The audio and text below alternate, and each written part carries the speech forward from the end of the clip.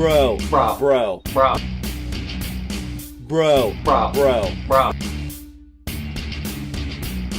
Daniel Bryan is the 9/11 of WrestleMania 30. It's a joke, right? But out of context, that shit sounds terrible. Heel Nakamura is best for business. The Nutcracker Prince or whatever you want to call him. I'm all great. I'm all about That's it. a t-shirt. Well, he was right about this. Well, of course he was, man. He also predicted 3 other things to happen with that same prediction. Like, Bro. Bro. Bro. Bro. Bro. Bro. Bro. Bro. Say hello to the bald guy. And bow down to your king. This is Drive-By.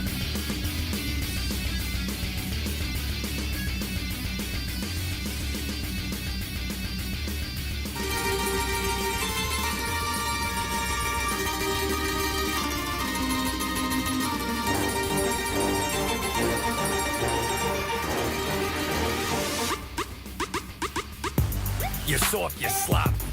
They calling me Poppy. I'm rolling in bands, you riding around and I beat up jalopy. How you doing? Pros wanna copy, but they are just not on way. I'm up in the club, stacking the dubs and stuck in a lobby. I'm hot like sauce. Thanks for listening, everyone.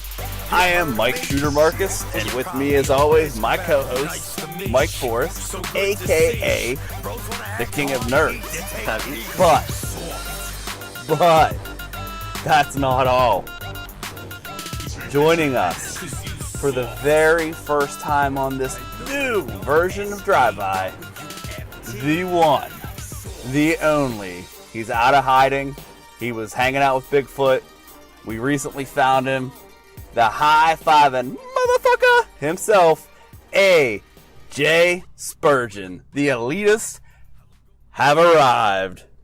What's up, guys? Mike, AJ, how's it going? Hey, just been kicking it with Bigfoot, man.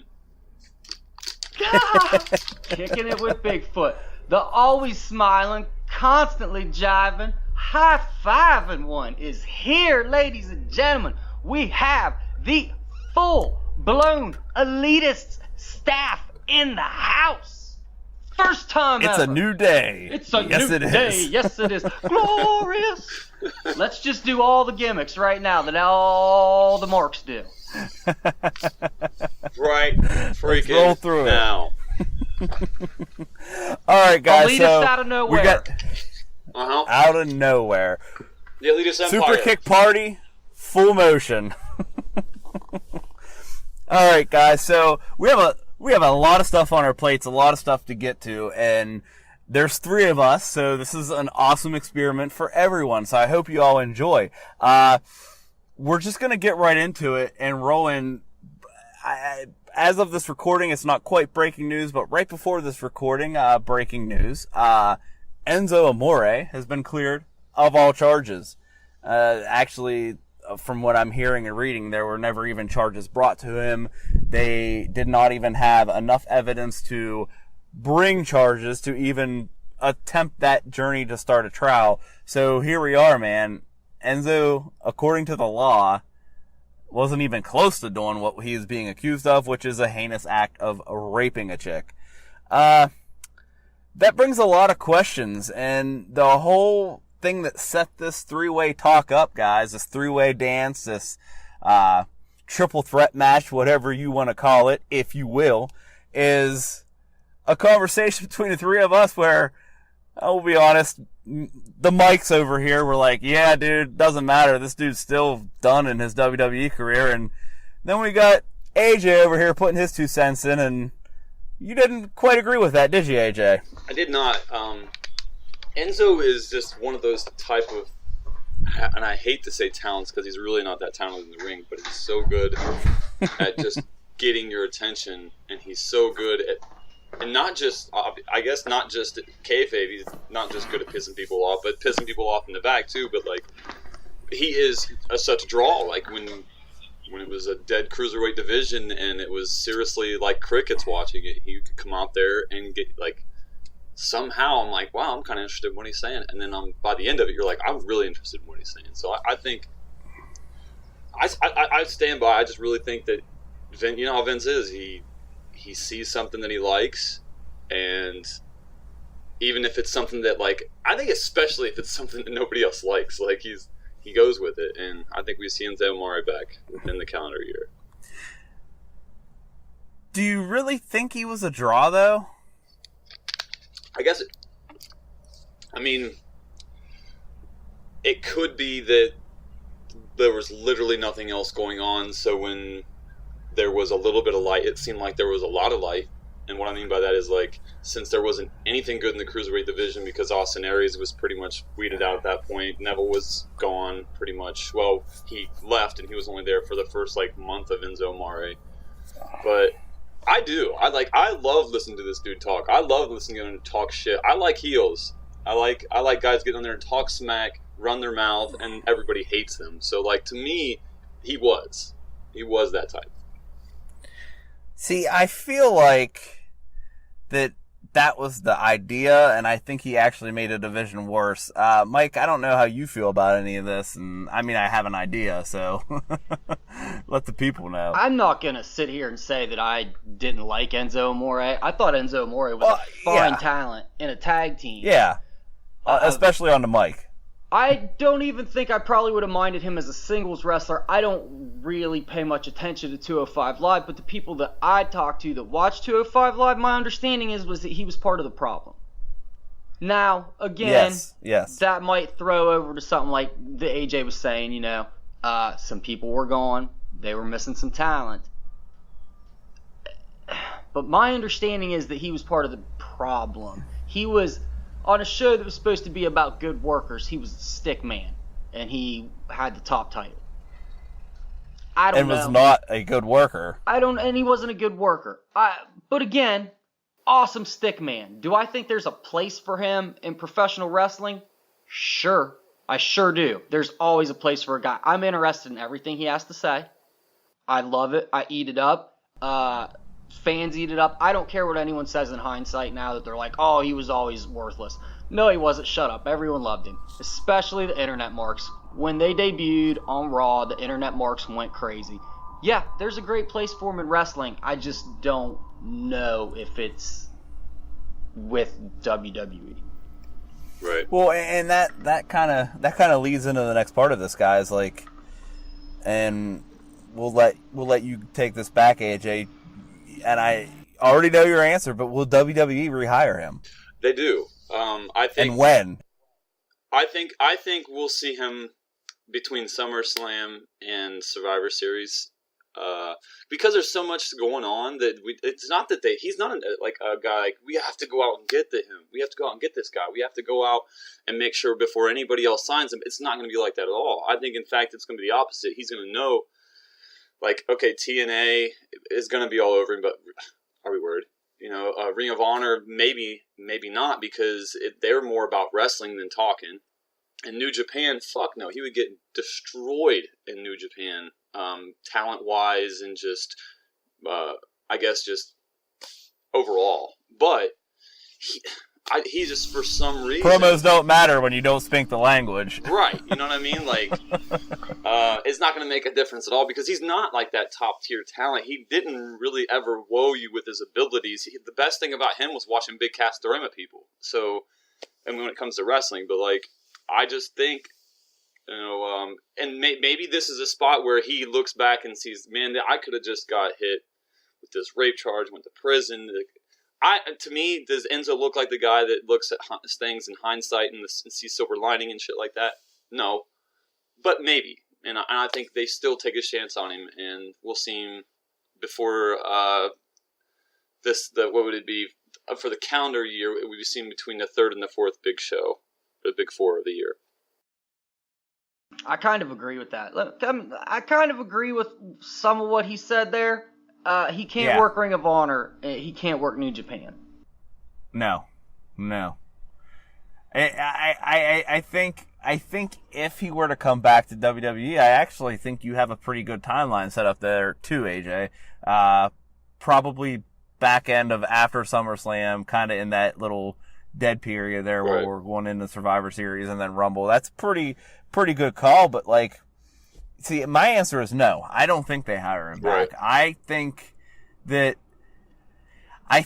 this was the straw that broke the camel's back. I think they were ready to get rid of him, but we're like, man, we committed to this guy. We made him our champion. This still isn't working. He's not liked in the back. Even his ex-tag team partner no longer likes him.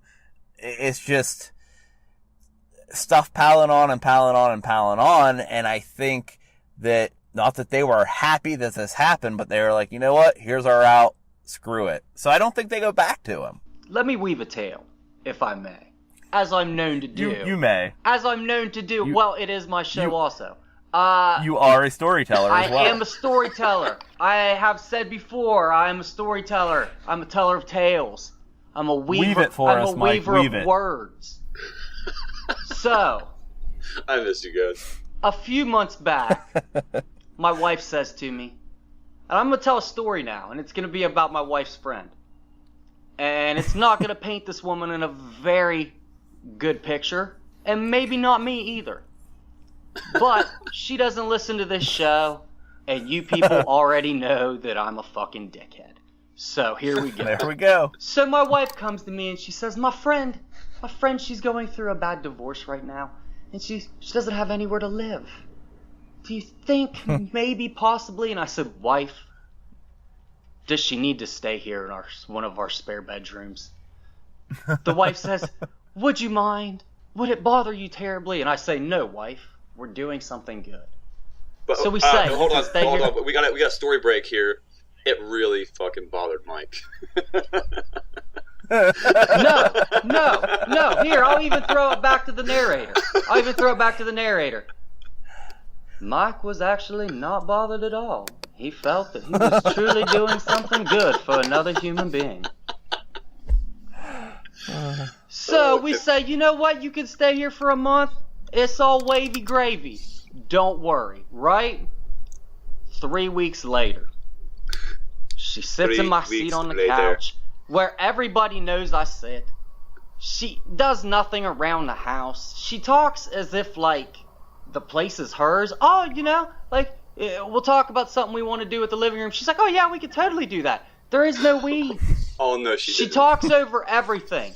Over everyone. You get no chance to talk. She talks for 3 hours straight about her divorce and her kid and her stepkid and her ex.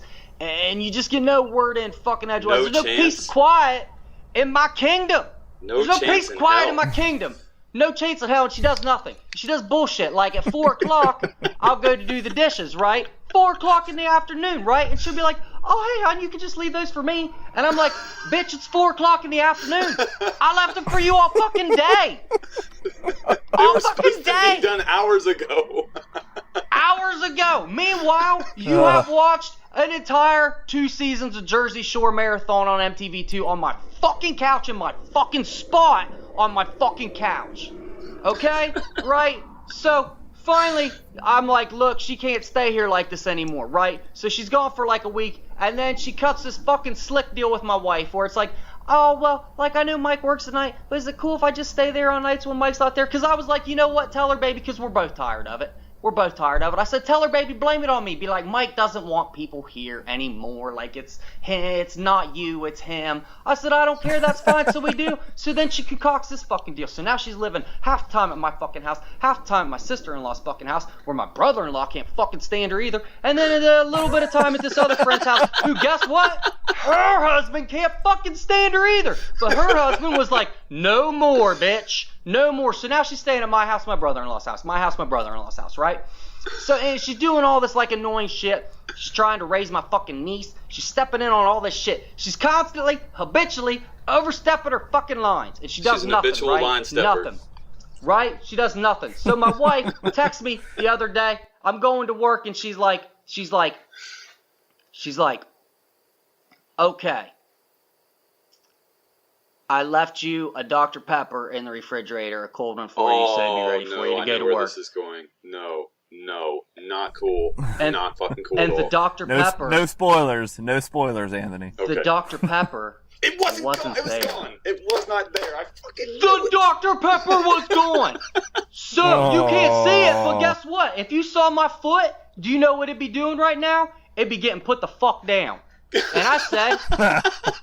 I said to my queen, I said, Queen, this bitch must die. Not like realistically, but like as far as living in my house. But like this figuratively bitch must and die. physically. So what I'm saying is that the rape charge of Enzo Amore was essentially just this bitch drinking my Dr. Pepper. Right. It was just the straw that broke the camel's back. Wait, we were talking about Enzo Amore? So, the whole time. So, the whole time. Just so you guys know, a rape charge in this scenario was equal to a Dr. Pepper. Glorious. And there we have it. It's a. So I totally get where WWE was coming from. You have been in the same exact situation before with your Dr. Pepper, so you It's totally basically the same exact situation. Basically, she raped my Dr. Pepper. Oh my god. Wow.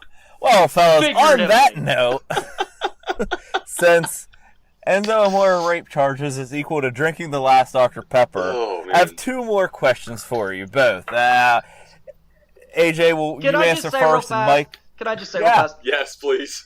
Please do. This dude's going to TNA, okay? That was going to be my next question. Oh, okay. Will he work as a wrestler elsewhere? Yes, he's going so to TNA. Mike, you say yes, TNA. Oh, this dude has TNA AJ. all the fuck over him. I'm TNA too, through and through. I still think that in whatever spectrum, this guy is going to end up at WWE, and then he's going to fuck up, and then he gets put over and promoted, and probably heavyweight champion at TNA, maybe best of all time at TNA. And you know AJ Styles was at TNA, right? I know what I said, and I stand by it. Okay, best ever. So all right. But yeah, I don't know if it's before or after like the fallout with WWE, because it's just going to happen. He's going to go to WWE. Maybe he goes to TNA first, and they're like, man, that's a gem right there. We should get him back. And then they get him back. Drew McIntyre. No, look, they pull him back from there, and then they're like, you're fired. They make him burn bridges with TNA, and then they fire him. Like, I could totally see Vince doing that. I think, in reality, I don't see this guy ever coming back to WWE. I almost pulled a Kurt Angle there.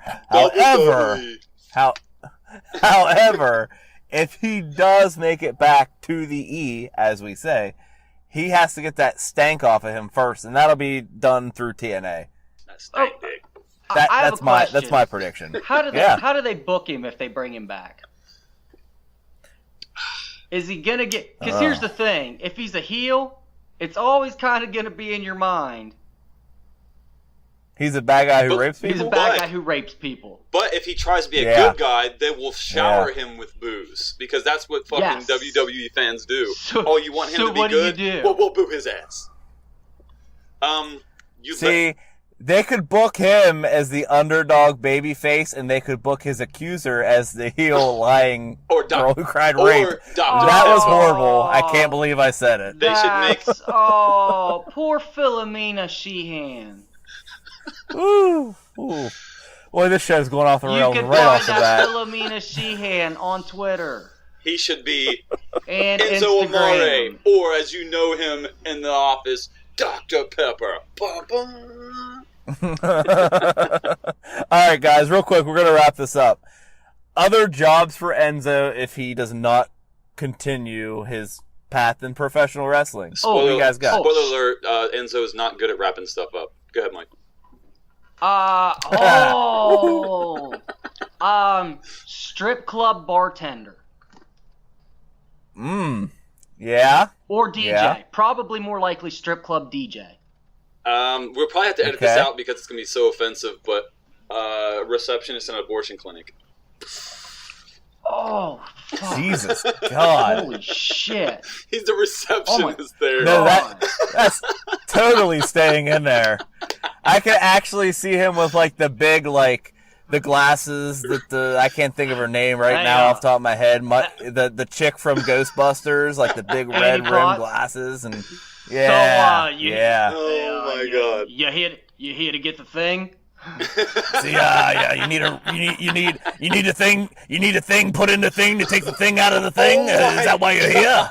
That was so Welcome dark, to the Marcus. place where you Because you put the thing in the thing without the thing covered with the other thing, and now you get the thing you don't want in the thing from putting the thing in the thing. My Is that what we're doing name here? Is Enzo Amore, and I am a certified whoa. abortion clinic receptionist and a bona fide creep.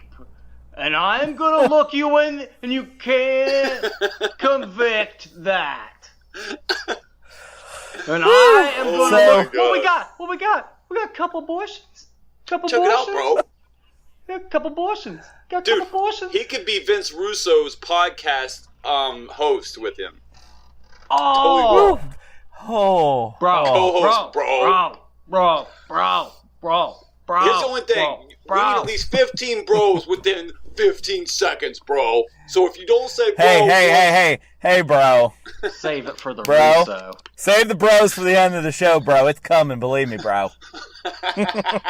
See, you just blew my pick out of the water because I was gonna say if Enzo Amore did anything, they need to revive the Girls Gone Wild franchise, and he can be the new host because I think it's perfect. And you always have in the back of your mind, this is probably something a rapist would probably do, but he's not really a rapist, so it's all cloudy with a chance of meatballs. How we doing? How we doing? How you doing? How we doing? How you doing? How you doing? I think anything in the adult industry is extremely likely, and I think it's so open to him saying "How you doing" all the time too. Like no matter what you do in the adult industry, if you end it with "How you doing," no matter what you're It's doing, perfect. it's a good opening for how you doing. And the honest to God truth is, we're gonna leave it at this, guys, because we got to move on. But the bottom line, when you're called Enzo and you look like that, you have three options in life: pro wrestler, mixtape maker, or adult industry entertainment. I don't know what else there is. I've got a question. What do you think his name is in TNA? Oh. Just Enzo. Zoe. Zo. Probably Zoe. How about nope. I'm not gonna say that on air. 4, 3, That's a good question. 1. All right, AJ, you lost it. No, I just figured I shouldn't say it. It's not good. It's not good publicity, and it's in bad taste. Fair enough. All right. Okay, I'm gonna say it. Keeping it at that. We'll leave you hanging. No, his name should be here. That's what it should be. Wow. No. I told you I shouldn't have said it's in bad taste. I know, but I couldn't leave it out there. I'm sorry. It's not even funny. It's just that's bad. Ugh. I just couldn't get it out of my head. I had to say That one might hit the cutting room floor there, AJ. Guys, hang tight. We're going to take a quick break. We're going to get a little bit more serious and talk about another breaking news, big news for the week, and why you all just need to calm down. Hang tight. We'll be right back.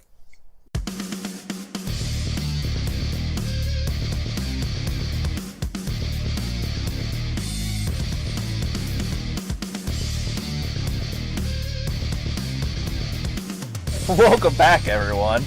This has been an epic drive-by already. I love it. The elitists are here. We're gonna take you guys, and I know I call myself the voice of reason. I really think all three of us fit into that category. We're gonna calm things down for you. You're all up in arms about this Ronda Rousey shit and the title match that she's getting, the challenge at the upfront at the NBCs where they're promoting all their big shit. So why not use your three top women? Because Nia's the champ, so she's now one of the top. Charlotte, absolutely the best female wrestler on this planet. And Ronda Rousey, the biggest name in women's athletics. Hands down, bar none. Argue me, I'll tell you you're wrong. She's the biggest name. She's the biggest female athlete in the world. Everyone's freaking out. Is it too early? Yes, it is too early. No, it's too early. It's not early enough. What do? You got Ryan Satin crying about her being in a tag match at WrestleMania and she should have a one-on-one match, and I don't know where he even sits on this point, but like nobody's ever happy with no matter what these guys do, nobody's ever happy. That's the bottom line. But here we go, guys. Ronda Rousey in a title match for the Raw Women's Championship in her second pay-per-view match. I'm sure she'll get some on the way here. We got a few weeks before Money in the Bank. But I don't know, Mike, do you think this is too early, or do you think that this is just storytelling? Because that's what I think. I think it's just storytelling. I think if she wins, it's way too early. But I don't think she's going to win. I think this is just to further the Steph-Ronda angle. That's me personally. Right. Do you see it as furthering a Steph-Ronda angle, or I see it more as something with Natty? You think Natty? I think it's the Steph-Ronda angle. I think whoever turns heel, be it Nia Jax or Natty, that they're working at the bidding of Stephanie McMahon. Which is a definitely a fair thought. But the way I see it, okay. I wouldn't be mad if Ronda won. I would agree it was too early, but I wouldn't be mad. Because guys, let's be honest here. She's a legit badass and could literally beat anyone in that women's division in a real legit fight. We all agree on that, right? I agree. Right. Definitely. Okay, so it's not out of the question for her to win. However, I'm not ready for that just yet. All that being said, we've had this interaction with Natty, after the Superstar shakeup. There's a reason Natty was put over on Raw, and there's a reason that she's been getting strong wins lately, or looking better on TV lately. There has to be a reason for that. So, I feel like all of this is leading to something with Ronda. I don't know if it's you gotta break down this promo too, where Nia comes over, challenges Ronda. Basically, if you didn't see it, look it up, but they're at these NBC upfronts, they're talking to Ronda, Charlotte kind of pops into the picture, starts wooing and asks Ronda if she can woo. Ronda woos, and Nia comes over and is like, yeah, but can you do this? And raises the title up, which is a heel comment, is it not, guys? Yes. Okay, so then says that she has a contractually obligated title defense at Money in the Bank, and challenges Ronda Rousey, which is literally the stupidest thing you could ever do as a champion. Like, let me go willingly challenge the toughest person ever. Maybe a babyface move more than a heel move, but still stupid. All that being said, Ronda's response, she literally said, I don't feel like I deserve it already. There's other people who deserve that spot more than me, who put their time in, which I'm sure she was fed this, but was a clever thing to feed. No one gives WWE credit, but here she is literally saying, I don't belong in that title match at this point in my career. There are other women that do. All this to me sets something up where Natty is going to take offense to the fact that Ronda just jumped her in line. I think, I honestly, up until this segment, and the King going and really kind of opening that up for me a little bit, I think the whole time I've thought the same thing. It's been a Natty thing. But it's a bigger picture here, is we are going to see something transpire to where, whether it be Natty, whether it be Nia Jax, whether it be Stephanie McMahon herself, something that leads to her losing this match, setting up a match with Stephanie in a singles match at SummerSlam. And because she's a big match fighter like Brock, I mean, it is what it is. Whether she be the heel, Brock gets a lot of shit for it because he's a part-timer and he's our champion, but he's a big match fighter. And Ronda's, we're going to show, she's not getting a bunch of matches here and there. She's not going here and on TV and live shows and doing things like that. She has pretty much just been put up there to raise ratings and spots to really, I think, for lack of better terms, she's just basically sharpening her tools and getting better little by little instead of just trying to throw her in there. Because at first I thought Ronda I was like, man, she's terrible on the mic. It's not terrible. It's hard to watch because she's trying really hard or it's just not there or something. And then WrestleMania came and it just completely changed everything. She killed it. But with that being said, I just feel like with the upcoming, we have Money in the Bank. She hasn't really been there long enough. I mean, she hasn't had a singles match yet. You know, maybe she has some in between now and Money in the Bank. That doesn't change anything. She hasn't had enough matches yet to where that is earned. So is it Nia being set up by Stephanie, telling her to come challenge her so it pisses off Natty, so it turns in something that leads up with Natty and Ronda, and eventually leading to Stephanie and Ronda at Mania or Survivor Series? That's in my opinion, and that was really something that was just gathered in the question when you asked Mike and his response, because I've always been it's something to do with Natty, but I think it's bigger picture Stephanie and Mania. Yeah, that's, I've already said my thoughts on this, guys. I think bigger picture, it's Stephanie McMahon. Yeah, I think I'm not disagreeing with what you're saying about Natty. I think that could happen, but I think it'll ultimately all come back around to Stephanie McMahon. Yeah. It could even be a, how do we want to phrase this? It could even lead to maybe a Nia Jax Stephanie McMahon tag team versus a Natty Ronda tag team, which even then Natty still turns on her, so we're just everyone's turning on her kind of deal, which would be a lot of fun if you really think about it. Yeah. Yeah, I totally agree with that. Because then you have this babyface in Ronda who, again, we've stated this, like, your babyface should kind of always be an underdog, but Ronda would never really be an underdog in this situation unless every woman on the roster wants to kick her ass. Right. Especially with one of them being the boss and recruiting, the big nasty heels to take her out. I think that's a fun storyline that we could tell, and we could actually take this thing to WrestleMania. There's rumors that there's a good possibility the female match for WrestleMania 35 will main event, and it will be Ronda Charlotte. We could 100% get there with a Stephanie McMahon, Nia Jax, Natty storyline over these next few months. It'd be a perfect way to build her. Yeah, because that's a really good long build. Like, it's something that you're taking time to tell the story, to implement whatever changes and heel turns or face turns that come between now and then, but ultimately ending with that. I mean, if you'd have said that before Mania this past year, I'm like, man, I'm just based on what you've seen, her body of work in the E, not necessarily as a competitor in whole, because she's money. They made a whole freaking division around her just to make, all that stuff work in the UFC. But like, now saying that really gives me a huge wrestling boner, because, man, Charlotte never disappoints, especially on the grand stage or any pay-per-view, anything. But like, having Ronda and her main event Mania, like, this would piss people off years ago, but now it's so exciting. They're such an integral part, and not just like being on a card, but like they can be the spectacle of the card, and that's crazy to say now. It's great.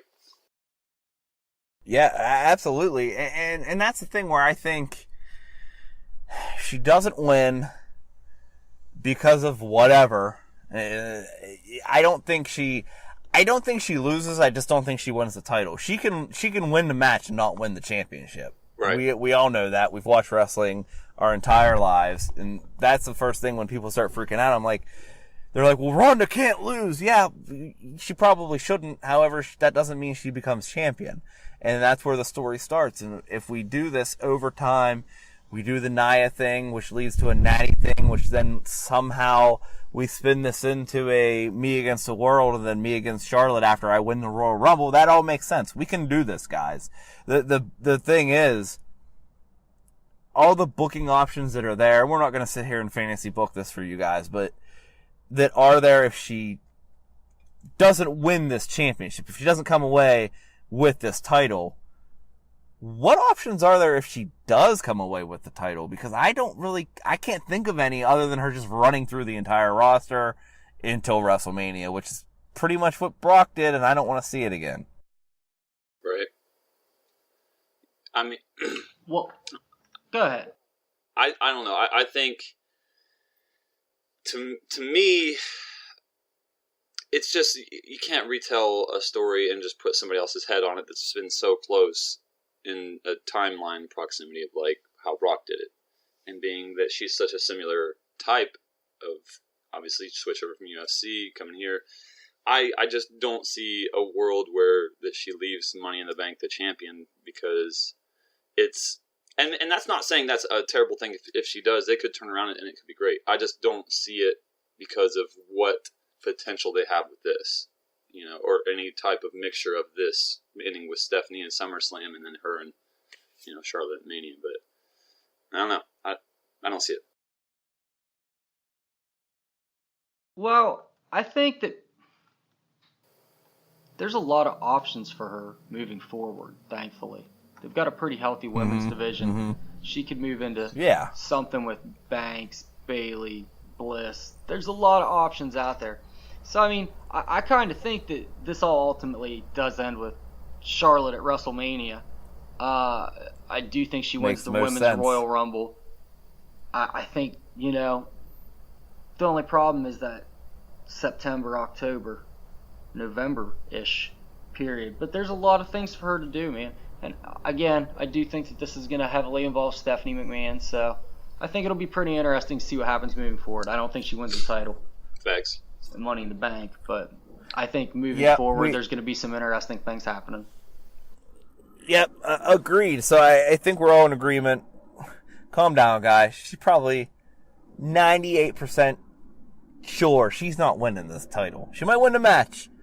The title's not hers yet. She's going to get there, and rightfully so. But we're going to develop this. We're going to see where it goes. Did you guys, I'm going to throw this out there before we wrap this up. Did either of you see the clip from overseas of Ronda in the tag match that was online like yesterday? I did not. Kayfabe Wednesday or Thursday. Nope. No, I did not. Oh, search it out. Twitter. I know it was retweeted by Slice Wrestling. A little plug for them at Slice Wrestling. Check it out. Wow, man. I'm impressed. That's all I'll say. Stick around, everybody. The end of the show is coming, which is not really the end because we got a lot to talk about. But it's everybody's favorite segment. I don't know if it's everybody's favorite segment, but it's quickly becoming my favorite segment. I know you enjoy it, Mike. Yeah, it's all right.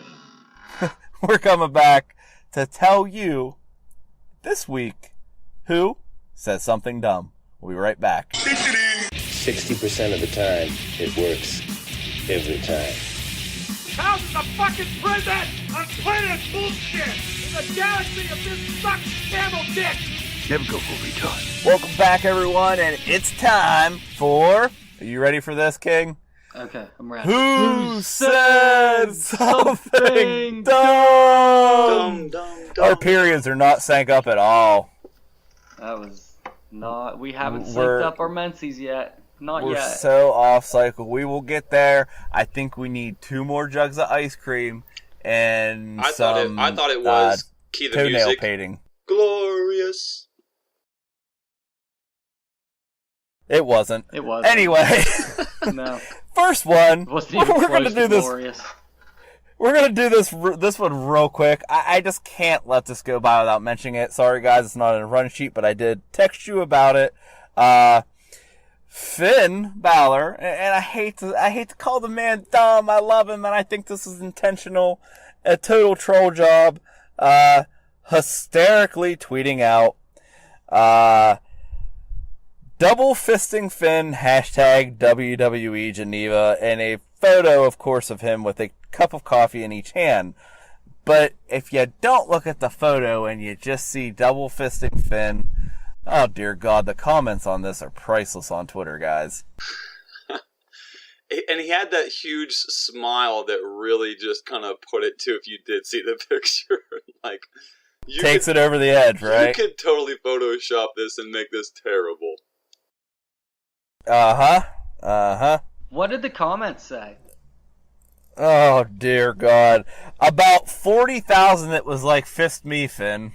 From men and women of the like. My God. Did you see that picture that's been going around of the woman from a WWE live event?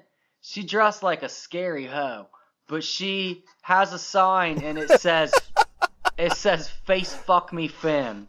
Oh, Wow. Well, I did not see that, but that does not surprise me not the least one bit.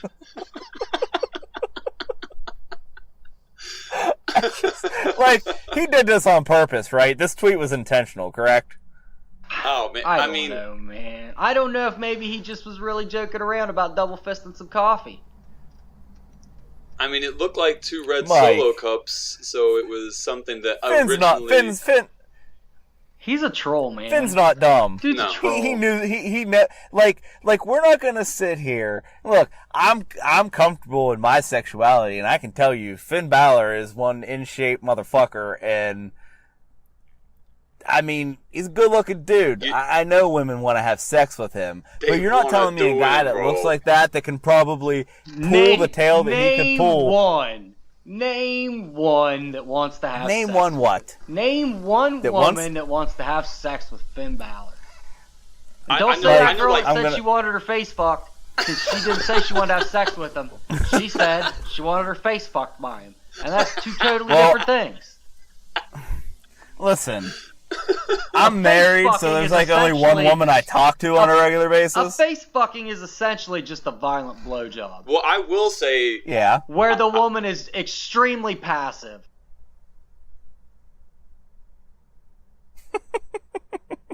I'm done. I don't think it needs further explanation.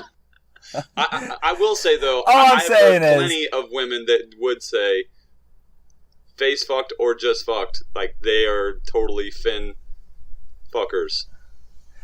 Yeah, he's a good looking All I'm saying is there's no way he doesn't know the connotation he put out there, and it was intentional. It had to be. That's all I'm saying. Let's move on. Okay. You guys are going to get a kick out of this one. Travis Bryant of the East Coast cast was actually a guest on the Wade Keller SmackDown Live post show. And in their conversation, I believe this was from an email question. I don't remember the details, guys, but long story short, they were talking about Daniel Bryan, they were talking about The Miz, and he made comment of, I would be surprised if I ever heard Miz and Match of the Year in the same sentence. And I was like, what the fuck did this guy just say? Because this is on the heels of the Match of the Night, which, granted, probably wasn't saying much, but let's be real, we all saw it, of The Miz having probably the performance of his life against Seth Rollins in the Intercontinental Championship at Backlash. Not only that, but I recall a superbly good match, not on the caliber of what we just mentioned, of Miz versus Dolph Ziggler back when Dolph Ziggler's, I believe his career was on the line or whatever we were doing with that storyline. Is someone who's supposed to be an expert on wrestling really going to say that they can't believe they would ever, or still to this day don't think they'll ever mention Miz and Match of the Year in the same sentence? Mike? It's crazy, isn't it? He's had so many good matches this It's year. Is it insane! just? I get it. I get that there's like a stigma, but that's like the same stigma as saying John Cena doesn't have good matches. Well, this guy even brought up the idea of, yeah, the guy from the real world. Like, he's not the guy from the real world anymore, you idiot. It just doesn't make any sense to me. It's just so idiotic to talk with these blinders. This is these 5 years ago blinders where you just refuse to admit that this dude is one of like the best in the game right now, and he puts on a good match. He tells you a story, you know, and it just goes to speak on people that are brainwashed by this Ring of Honor New Japan style. Not that there's anything wrong with that, and I'd like to specifically more focus it on Ring of Honor and like CZW and companies like that. Not everything, you could tell a story in the ring. See, that's crazy because it's the same people that claim to love New Japan, and Miz wrestles a style closer to New Japan than like most people in WWE do. He tells a story. He like methodically tells you he has a methodic pace and tells you a story in the ring. And you See- hate it because it's in WWE. Fucking ass clowns. To me, like with the Miz, he and I get the connotation that he's not a great worker and stuff, because before I got to a point to where I was not like a huge Miz fan because of his in-ring work, not because of his mic work. Only because I didn't like. It was also almost me like almost hating on him. Like I was just like, oh man, I can't stand him. Like he doesn't do a lot of good stuff and this and that and the other. And then because I wasn't really around when Miz first come around in his title shot, I've been only in the last like 8 years been huge into wrestling again after me having like a 6-7 year hiatus. But man, he must have been in a cave, because the one thing Miz does so well that he really got from Ric Flair, a big part was he tells the story before, during, and after. And what I mean by that is like with the mic work, with the in-ring work, and with his way he does his heel or face, like he plays that role so well that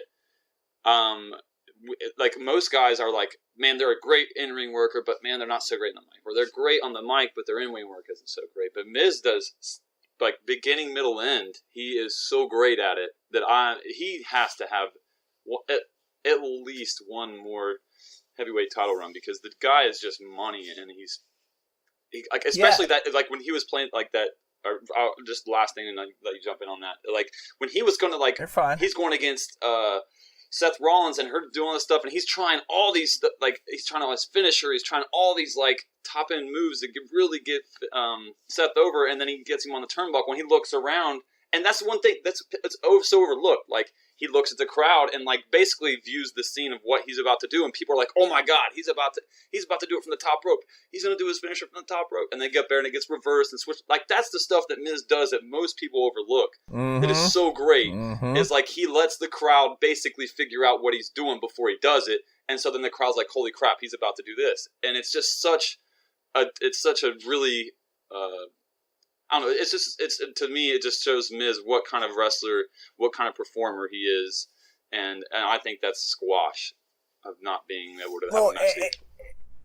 Yeah, and here's the thing: if this statement that I heard was made like 5-6 years ago, I'll even say 3 or 4 years ago, I might have agreed with it. I'm not going to sit here and say that I've been a lifelong Miz fan, because I'm in the same boat. I was not on the Miz train until probably the last 2.5 years.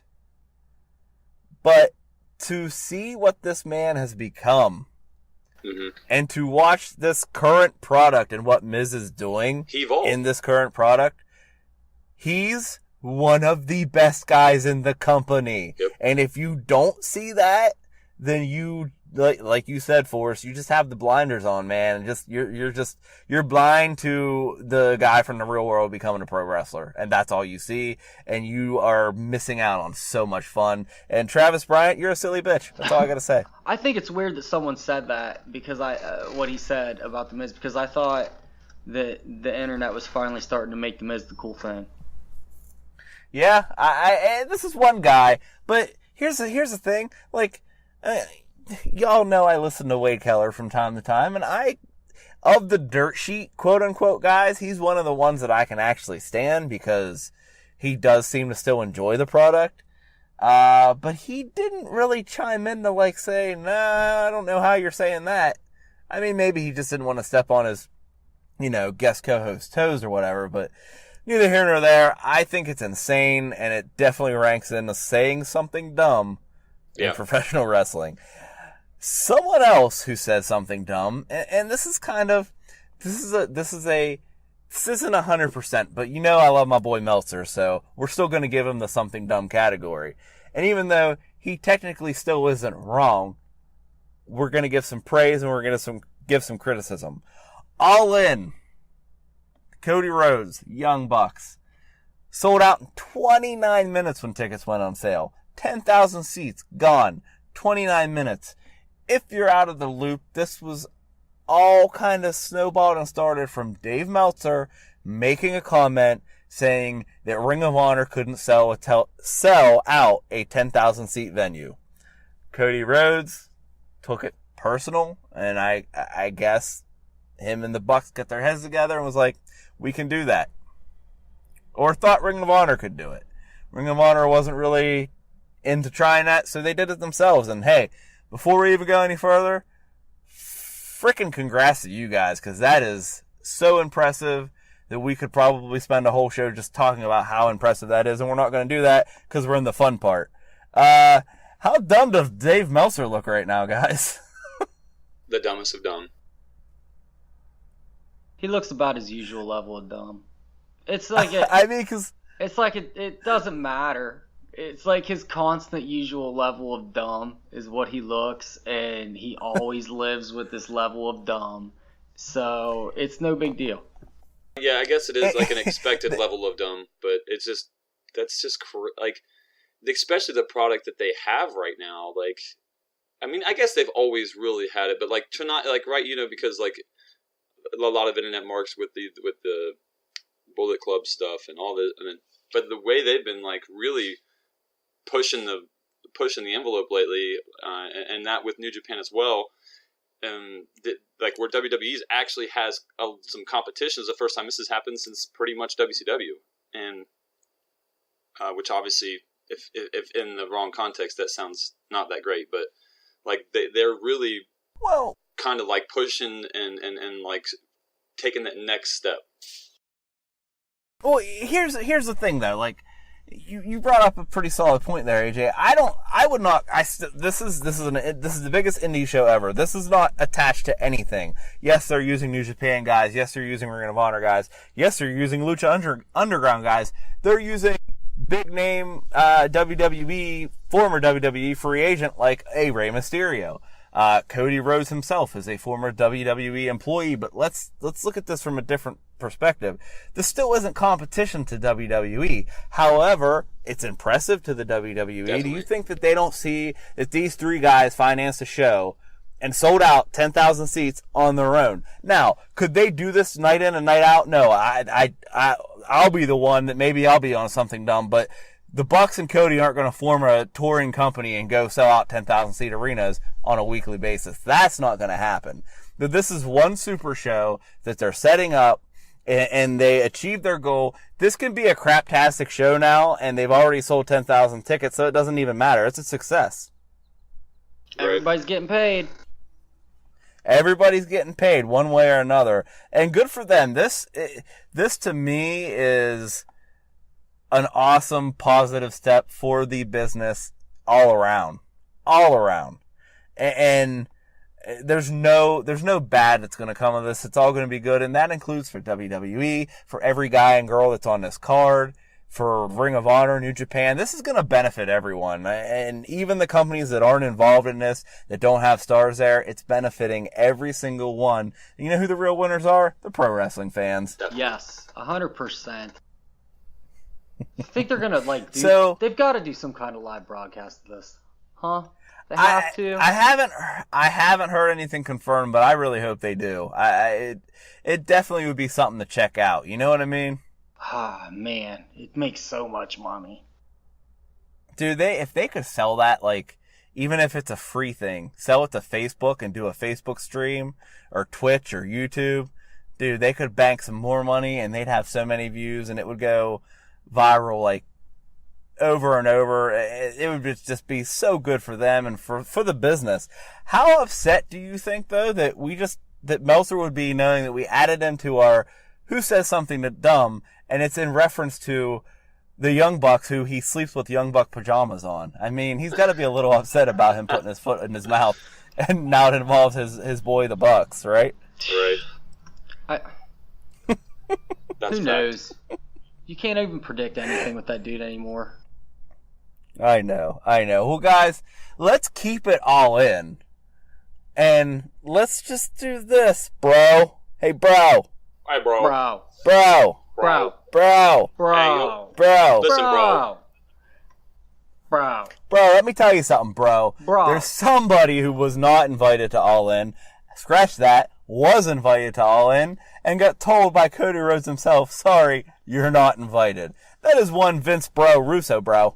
And he's been on the internet, he's been on YouTube, he's been just tearing Cody Rhodes a new one left and right, saying that it's horseshit, that the reason he's not there is because the marks are in the ring, and, you know, they're going to sit there and claim that he's homophobic, and that's why he's not there, and I wasn't raised that way, and I'm not homophobic, and blah, blah, blah. You saying I'm homophobic is like a shot at me. I lived across the street from 2 gay guys, bro, and did not know they were gay until I left and one had AIDS, bro. I didn't know they were gay, bro. Yeah. That's not how I was raised, bro. So he's going to sit there on his YouTube show and talk about how he's not homophobic because his neighbor was gay.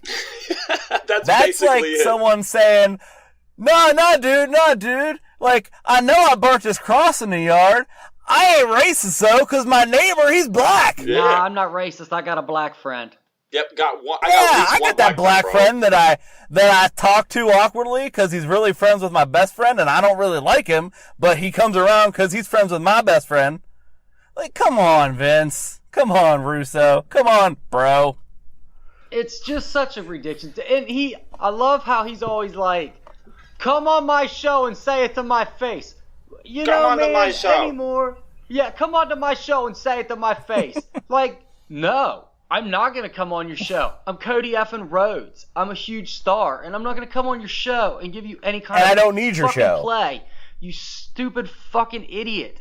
Oh my gosh, dude. And I didn't watch much of this video. I didn't need to see him jerk himself off verbally. No. He's just so preposterous. And such a regular subject in this section of the show.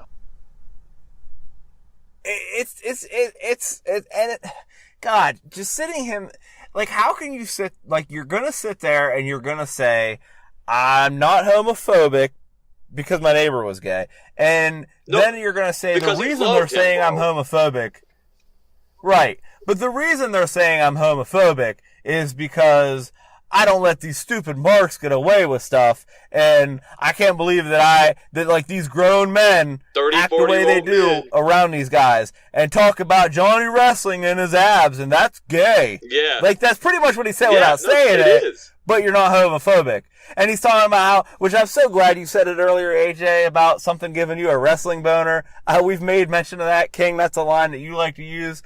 And this guy's talking about how someone said that, or something along those lines. Yep. That's not normal, bro.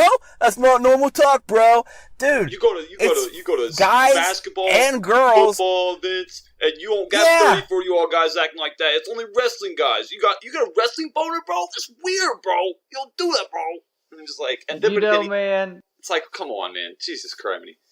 You know, man, you can say stuff that sounds gay, and it doesn't make you gay.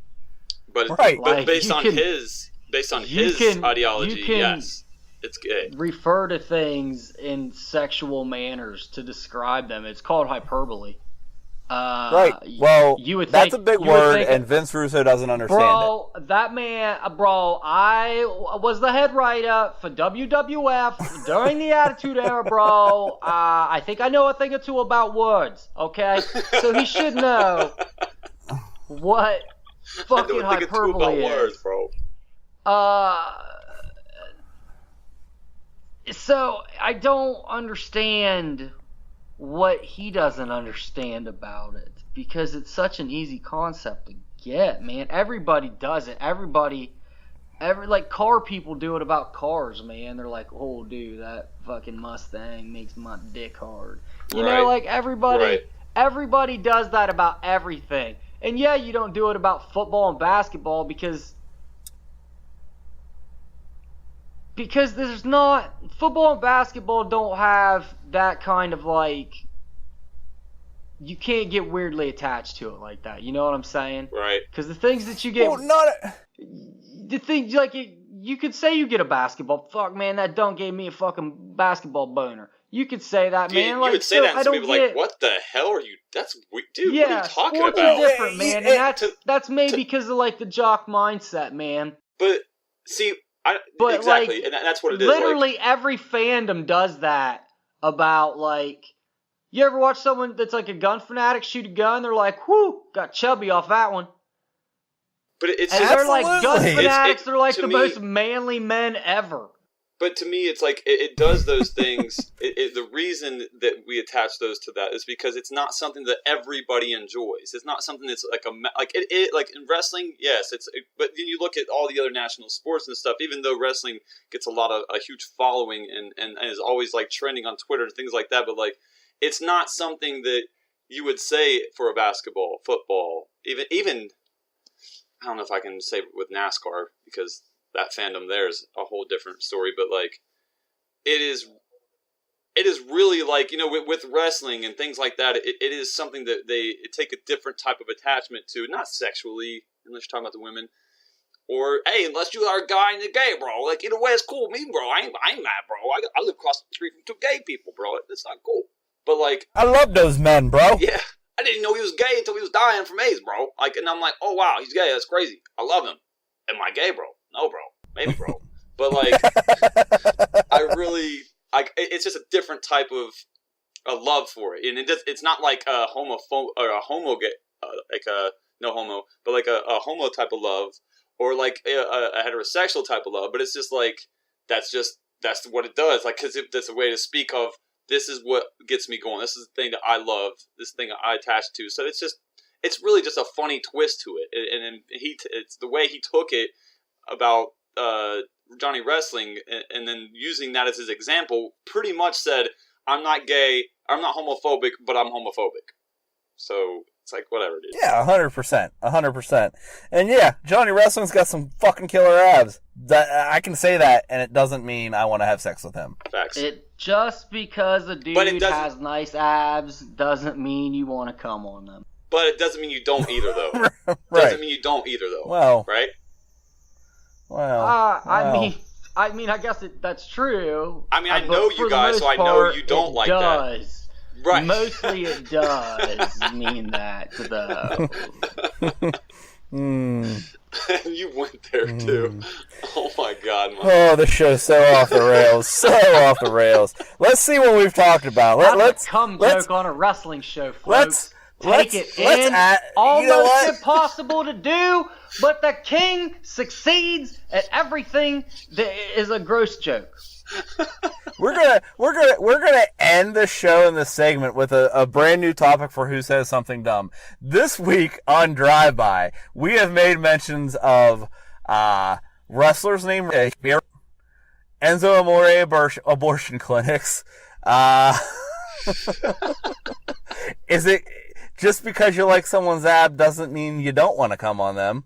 But it might. But it doesn't. We've just been knocking this out of the park, fellas. Oh, that's good stuff. Success. I got nothing else. I'm ready to tap out, fellas. How about you? Well, I would like to add to this Vince Russo thing. You might not be a homophobe, but you are the dude that constantly talks shit about the current state of women's wrestling and says they need to go back to being more sexy. So you are certainly a sexist piece of shit at the very least. Yeah. You fucking asshole. At the least, but probably a homophobic, sexist piece of shit. Yeah, probably. Likely. Ooh, fair and enough. He's probably you know what really closet what gay. really burns me up about him is that he wraps it all up in this like outer blanket of Christianity and like love and how he's like, I'm just honest.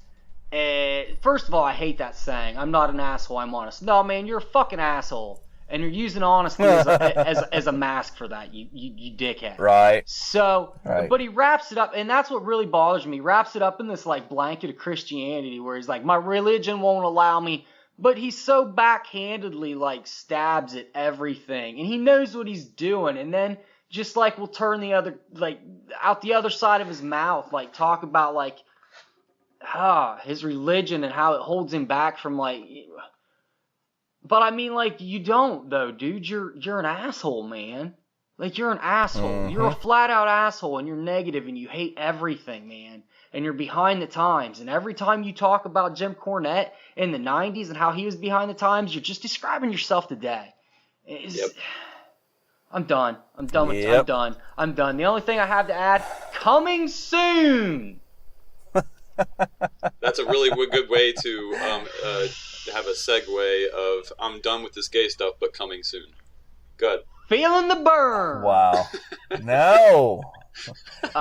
The story of Enzo Amore going to the bathroom. Feeling the burn. What? An in-depth review of WWF Sunday Night Heat on USA Network at 8 p.m. Eastern Standard Time. Of course, the sister show too, also coming soon. Shoot at the mothership. Mm-hmm. Okay, but a new Enzo. I got comprehensive review. Hold on, I gotta say the whole title. Shoot at the mothership. Comprehensive review. WCW Saturday Night. Home of the mothership here on TBS, baby, at 6:05 p.m. Eastern Standard Time on Saturday nights. Starring our own shooter. They're both coming soon. That's all I have to add. I don't think so. I don't think so. My add to that is I have another name for Enzo Amore. He could be the Alaskan Milkman, Certified G. Oh, going deep. Certified G. Look, guys. And Bonafide Look, Dope. guys. Okay. Okay. You can't Just for reach all that. our listeners out there, I don't know if you guys have heard about this thing yet.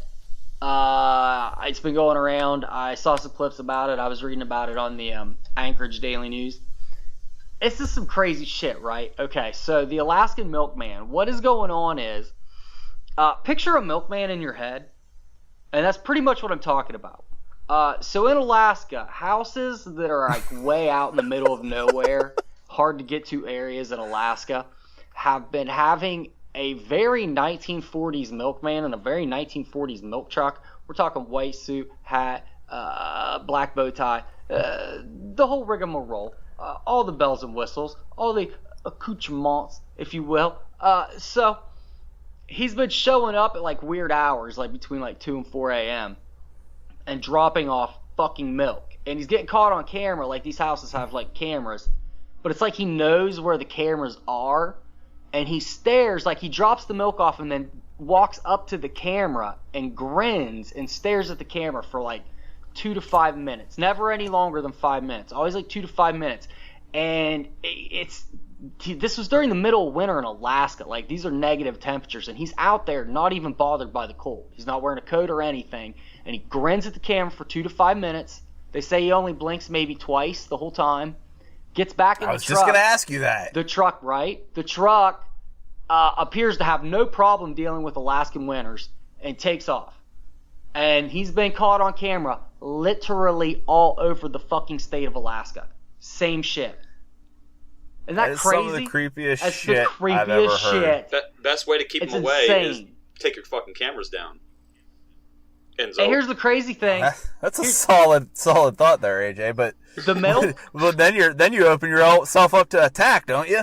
they've tested the milk, and it's just regular milk. It's just regular cow milk. So they have nothing to go on. Like, Dude, it's I just- the motherfucker is literally a milkmaid. He's dropping off. They test it. No poisons, nothing. It is just fucking milk. I think he's a time traveler that really thinks this is got milk advertisements, and he's waiting for somebody to got milk on the camera, and then boom, then you go and what a weirdo! Like this is so freaking creepy. That's crazy. It's crazy. Google And they it. can't track this dude. Google it. Alaskan milkman or milkman of Alaska. Throw it in your Google machine, folks. Your mind will be blown. It's some disturbing shit. That's all I know. But that's all I've got. That's all I got too. AJ, it was a pleasure having you with us today, having the Elitists unite for a super kick party, man. This was a blast. Sure freaking was. And as fun as it was, it's probably time for me to go back and kick it with Bigfoot. Yeah. Your hairy buddy's missing you. You can go squashing with him and do some tree knocking and just take a photo, man. That's all we want. And if you guys, you're one hanging photo. out, yes, will you find out if his dick really smells like Sex Panther cologne or if it's all been a lie? Ooh. Is it gay that I already know that? Ooh. The answer to that. No, because I'll be honest, if that wasn't like one of the first 2-3 questions you asked Bigfoot, I don't know what the fuck you're doing. Dude, here's the thing. Within 10 feet of him, just scream Sex Panther. You know. Okay, you know. Yep. Wow. Well, guys, we gotta get out of here. This train just wrecked. I say it every week. We have to pick up the It's pieces. been real. It's been fun. We'll catch you next time. Later, y'all. Take her easy.